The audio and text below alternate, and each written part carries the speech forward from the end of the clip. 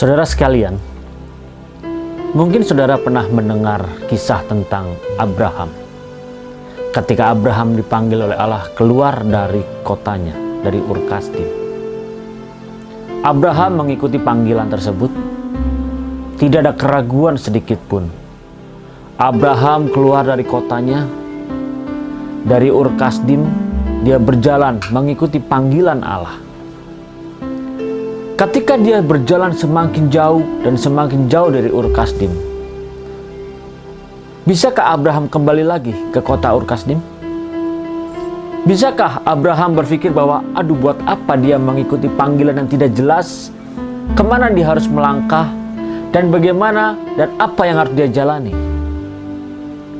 Tetapi Abraham tidak mengambil keputusan dan tidak pernah berpikir untuk kembali. Abraham mengambil keputusan untuk dia meninggalkan Ur Kasdim dan tidak pernah mau kembali lagi.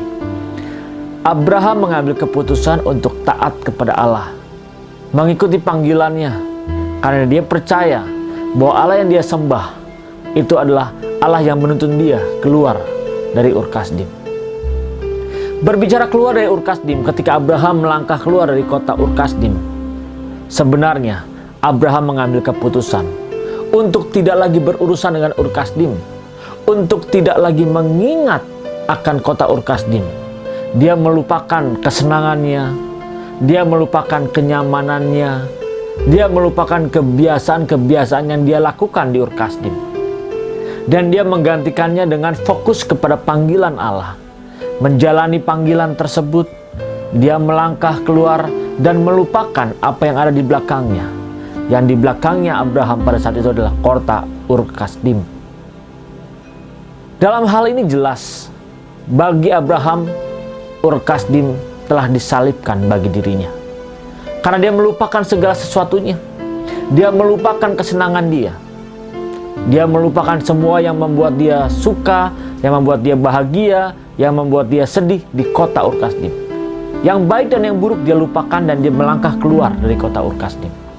Bahkan Ur Kasdim pun sendiri menyalibkan Abraham bagi kotanya. Mengatakan disalibkan dan menyalibkan di sini jelas berarti putus hubungan antara Abraham dengan kota Ur Kasdim. Tidak ada lagi ingatan, tidak ada lagi hubungan sedikit pun. Saudara, berapa banyak dari kita ketika kita menjalani kehidupan ini, Tuhan memanggil kita, marilah kepadaku yang letih lesu dan berbeban berat, datanglah. Ketika dipanggil, kita berusaha untuk datang kepada Tuhan. Kita berusaha mau menjadi muridnya. Bahkan kita dibaptiskan. Kita mengaku kita bertobat. Kita mengaku hidup di dalam kebenaran Tuhan. Tetapi seringkali kita justru mengingat masa lalu kita. Seringkali kita mengingat apa yang menjadi kesukaan dan kesenangan dalam hidup kita. Apa yang menjadi kebiasaan kita, kenyamanan kita. Secara status, kita merasa sudah bertobat. Tetapi sesungguhnya bagaimana dengan manusia batin kita? Bagaimana dengan jiwa kita? Benarkah kita sudah bertobat? Benarkah kita sudah beriman kepada Tuhan Yesus Kristus? Kalau Abraham beriman kepada Allah, dia mengambil keputusan untuk menyalibkan Ur Kasdim bagi dirinya. Lalu bagaimana dengan kita, saudara? Kalau kita beriman kepada Tuhan Yesus Kristus, seharusnya kita menyalibkan dunia ini bagi diri kita. Tetapi yang ada, berapa banyak dari kita mengaku sudah bertobat, mengaku percaya kepada Tuhan Yesus Kristus, bahkan sudah dibaptis. Ada juga yang sudah dibaptis mungkin sampai 2 atau 3 kali, bahkan berulang kali mengikuti baptisan. Bagaimana dengan kehidupannya? Sehari-hari apa yang dia lakukan? Apakah masih tetap sama sebelum ketika dia dibaptis? Sering kita terjebak, kita berpikir bahwa ya kita mengingat yang lalu. Kalau kita mau mengingat, saudara, coba ketika kita punya masalah, ketika kita merasa sakit hati, siapapun dari kita mungkin pernah sakit hati, atau siapapun dari kita pernah disakiti. 1 tahun, 2 tahun berlalu, tiba-tiba kita mengingat. Kita mengingat masa-masa di mana kita mengalami sakit hati. Kita mengingat masa-masa di mana kita merasa disakiti. Di saat kita mengingat itu, kita bisa menangis sendiri. Kita merasa bahwa di dalam tubuh kita ada suatu gejolak.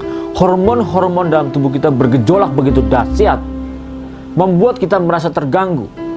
Damai sejahtera kita terganggu, kenyamanan dalam hidup kita terganggu, jiwa kita pun terganggu.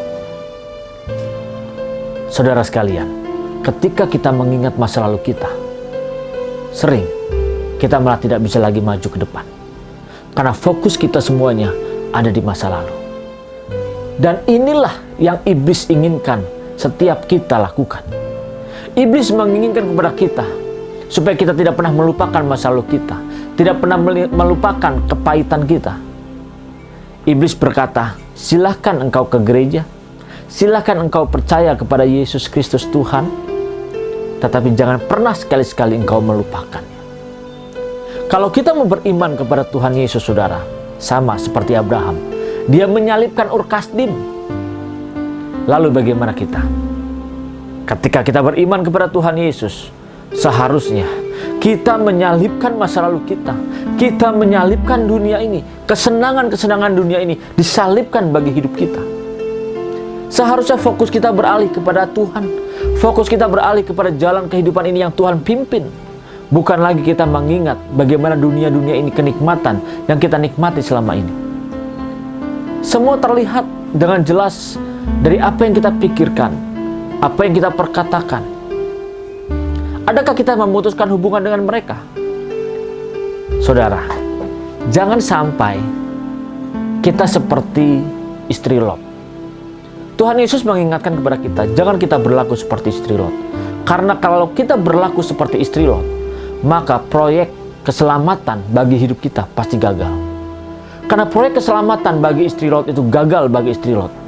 Ketika dia tubuhnya meluncur keluar dari Sodom dan Gomora, dia meluncur keluar dari kota yang begitu jahat, dia meluncur keluar dari kota yang benar-benar sangat tidak menyukakan hati Tuhan. Dan Tuhan berpesan bahwa dia jangan lagi menoleh ke belakang, tetapi istri Lot, dia menoleh ke belakang. Tubuhnya boleh keluar di kota Sodom dan Gomora, tetapi hatinya, jiwanya tetap melihat ke Sodom dan Gomora. Hatinya tidak pernah mau rela melepaskan Sodom dan Gomora. Hatinya tidak pernah mau menyalibkan Sodom dan Gomora. Karena di kota Sodom dan Gomora lah kesukaan dia, kesenangannya, kenyamanannya, kebahagiaannya, semua ada di sana. Yang baik atau yang tidak baik pun ada di sana. Dan istri Lot tidak pernah bisa menyalibkan Sodom dan Gomora bagi hidupnya. Makanya dia tidak pernah bisa menerima keselamatan dari Tuhan karena dia membalikkan wajahnya ke belakang dan dia melihat bagaimana Sodom dan Gomora dihancurkan Tuhan.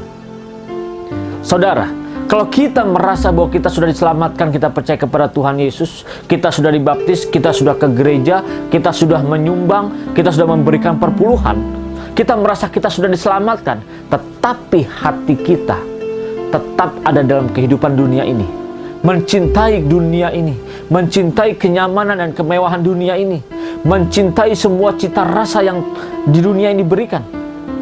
Jangan pernah kita bermimpi kita bisa diselamatkan Tuhan.